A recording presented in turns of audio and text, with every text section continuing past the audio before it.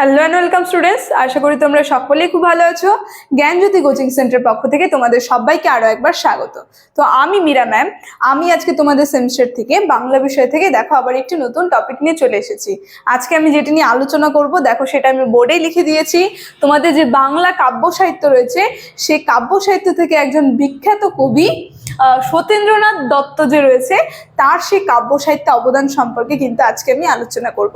আলোচনাটি শুরু করার পূর্বে তোমাদের ছোট্ট করে একটা ইনফরমেশন দিয়ে দিই। দেখো বোর্ডের কর্নারে তোমরা দুটো নাম্বার দেখতে পাচ্ছ। এটা হচ্ছে আমাদের জ্ঞানজ্যোতি কোচিং সেন্টারের অফিসিয়াল হেল্পলাইন নাম্বার। এখানে তোমাদের অনলাইনে ক্লাস করানো হয়, তার সঙ্গে তোমাদের নোটস দেওয়া হয়। তো তোমরা যারা যারা আমাদের সঙ্গে অনলাইন ক্লাসে যুক্ত হতে যাচ্ছ কিংবা আমাদের থেকে নোটস পেতে চাচ্ছ, তারা উপরে দেওয়া এই নাম্বার দুটির সঙ্গে যোগাযোগ করে কিন্তু আমাদের সঙ্গে যুক্ত হয়ে যেতে পারবে। ঠিক আছে, তাহলে আলোচনাটি আমি শুরু করছি। প্রথমেই বললাম তোমাদের যে কাব্য সাহিত্য রয়েছে সেই কাব্য সাহিত্য থেকে সত্যেন্দ্রনাথ দত্ত যে রয়েছে তার অবদান সম্পর্কে আজকে আমি আলোচনা করব। দেখো আমি এখানে কিছু কিছু ছোট ছোট পয়েন্ট করে দিয়েছি যেগুলো তোমাদের জন্য এই যে টপিকটা রয়েছে কাব্য সাহিত্যে সত্যেন্দ্রনাথ দত্ত, তার থেকে এই গুরুত্বপূর্ণ বিষয়গুলো আমাদের জানা খুবই দরকার। সেগুলো আমি বোর্ডে তুলে ধরেছি, এক এক করে আমি সেগুলো আলোচনা করব। আলোচনাটি শুরু করার পূর্বে তোমাদের একটু তার অবদান সম্পর্কে বলে নিই। এই যে সত্যেন্দ্রনাথ দত্ত যে আছে, তিনি হচ্ছে বাংলা কাব্য জগতে এক বিচিত্র প্রতিভার, বলতে ছন্দের জাদুঘর, বিচিত্র প্রতিভার অধিকারী হয়ে তিনি কিন্তু এই প্রবেশ করেছিলেন বাংলা কাব্য জগতে। তো তার সম্পর্কে যদি আমরা কিছু জানতে চাই, প্রথমেই তার সম্পর্কে যদি আমি বলি, দেখো আমি বোর্ডে লিখেছি ছন্দের রাজা উপাধিতে ভূষিত হয়েছেন তিনি।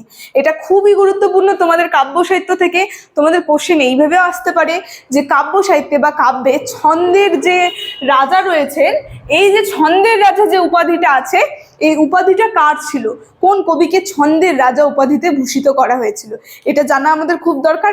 এই যে সত্যেন্দ্রনাথ দত্ত যে রয়েছে তাকে কিন্তু ছন্দের রাজা, তার প্রতিভার দ্বারা তাকে ছন্দের রাজা উপাধি কিন্তু দেওয়া হয়েছিল। ঠিক আছে, সে কারণে তাকে ছন্দের জাদুঘরও বলা হতো।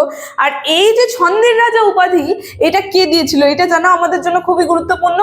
এই যে সত্যেন্দ্রনাথ দত্ত যে রয়েছে কবি, তাকে এই যে ছন্দের রাজা উপাধিতে ভূষিত করেছিল তার প্রতিভা দেখে, কাব্য প্রতিভা দেখে, সেই যে ভূষিত করেছিল, বলতে যে সত্যেন্দ্রনাথ দত্তকে এই উপাধি দিয়েছিল তার নাম দেখো আমি এখানে লিখে দিয়েছি, রবীন্দ্রনাথ ঠাকুর। রবীন্দ্রনাথ ঠাকুর কিন্তু এই যে সত্যেন্দ্রনাথ দত্ত যে আছে তাকে ছন্দের রাজা উপাধিটি দিয়েছিল। ঠিক আছে, এবার পরে আমরা চলে যাই। দেখো পরের পয়েন্ট আমি লিখেছি, সেখান থেকে তোমাদের জানা যেটা খুবই দরকার, তার রচিত কাব্যগুলি। ঠিক আছে, এই যে সত্যেন্দ্রনাথ দত্ত যে রয়েছে কবি, তার রচিত কাব্যগুলির নাম আমরা একটু জেনে নিই। দেখো আমি পরপর লিখেছি।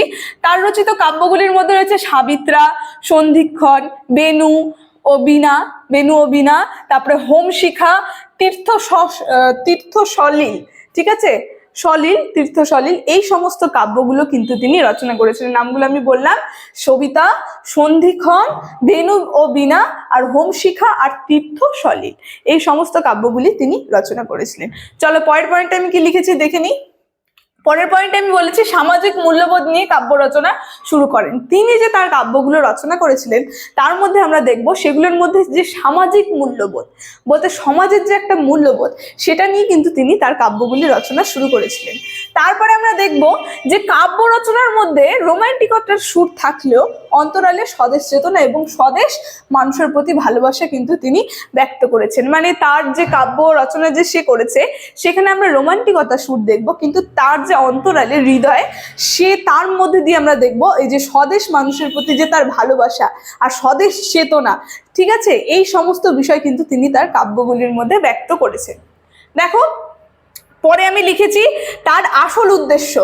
সে যে তার কাব্যগুলি লিখেছিল তার আসল আরেকটা উদ্দেশ্য ছিল, এই যে জাতপাত যে আছে, এই জাতপাতের ঊর্ধ্বে তিনি এক মহান ভারত পরিকল্পনা গড়ে তোলার চেষ্টা করেছিলেন।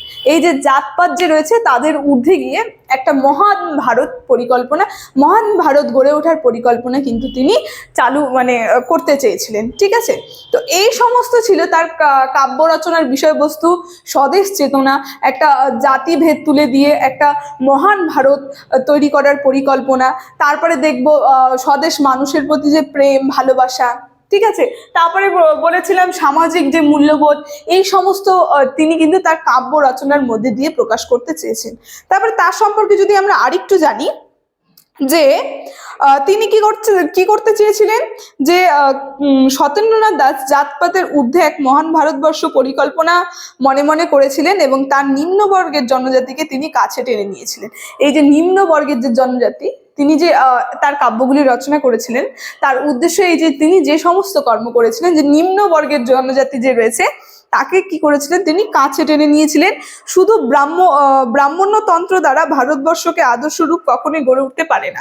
মানে এই যে ব্রাহ্মণ্যতন্ত্র রয়েছে, শুধুমাত্র এটাকে কেন্দ্র করে থাকলে হবে না, যে নিচু জাতিগুলো পড়ে আছে তাদেরকেও তিনি গড়ে তুলতে চেয়েছিলেন। ঠিক আছে, তো তাই বলেছে যে মহান ভারত তৈরি করার পরিকল্পনা কিন্তু তিনি করেছিলেন। এই জন্যই তিনি সমস্ত জাতিকে শ্রেণীভেদ ভুলে গিয়ে এক মহান ভারতের পরিকল্পনা করেছিলেন এবং তা লিপিবদ্ধ করতে ভোলেননি কবিতায়। এবং সেই জিনিসটা কিন্তু তিনি তার কবিতায় লিপিবদ্ধ বলতে, কবিতা লিখতে সে ভুলে যায়নি।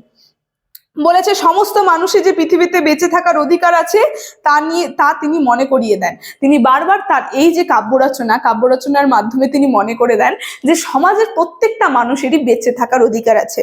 দেখো, তাই তিনি লিখেছেন, গাহ নির্ভয়ে সাম্যের গান, শিকল পড়ুক খসি, উচ্চে সবলে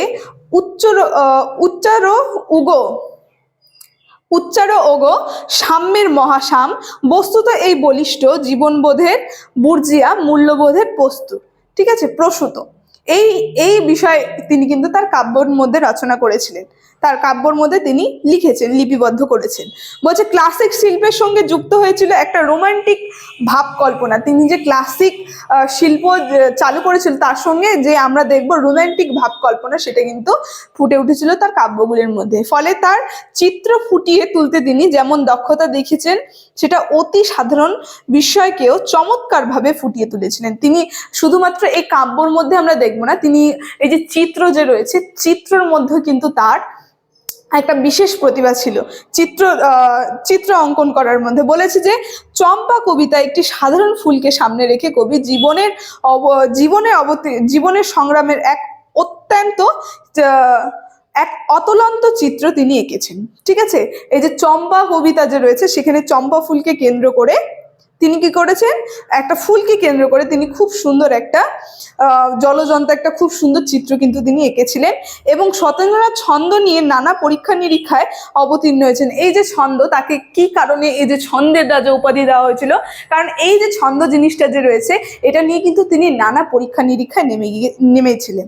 এবং ফলে তার কবিতায় বিবিধ সুর পাওয়া যায়। তার কবিতায় আমরা দেখব বিভিন্ন ধরনের সুর পাওয়া যায়। নানা পরীক্ষা নিরীক্ষায় তিনি অবতীর্ণ হয়েছেন। যেমন পিয়নের গান কবিতায় শুনেছিলাম, এই যে এর কবিতায় আমরা দেখব যে তার ছন্দ তিনি তুলে ধরেছেন। বলেছে তুল তুল টুক টুক তুল তুল, কোন ফুল তার ভুল। দেখো কি সুন্দর করে কিন্তু তিনি লিপিবদ্ধ করেছেন, লিখেছেন। ঠিক আছে, এই যে তো তার সম্পর্কে, তার কাব্য সম্পর্কে, তার প্রতিভা সম্পর্কে আজকে আলোচনা আমি এতটুকুনি রাখলাম এখানেই।